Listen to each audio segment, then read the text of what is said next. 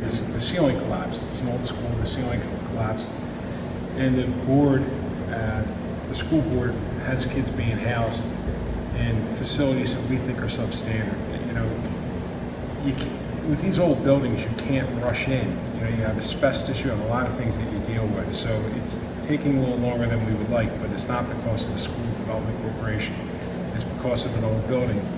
And I asked the CEO to come down here so that we could look at this building to see if we could sublease this for a year so get the kids in more normal class space, because the class space they're in right now is not conducive to learning.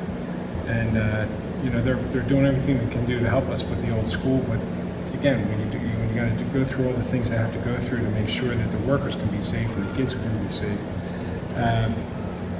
That's what we asked for this alternative. This is important to this community, very important to the community. That's why I asked Charlie to come down, and he was gracious enough to come down. So I want to thank you for that, and let's talk about Charlie. Sure, absolutely. I want to thank the Senate President. I also want to thank Assemblyman Versacelli, both who have taken a personal interest in this and have been on the phone with me for any number of times to make sure that we do something that's going to give the kids an appropriate environment in which to learn. So we've had the unfortunate alternative of the catastrophic failure of the ceiling in the school, in the Salem school. So we can't put kids in there. We can't endanger those kids. The alternative that was taken in the emergency was not the optimal alternative. Senate President called me. He said we've got to do better.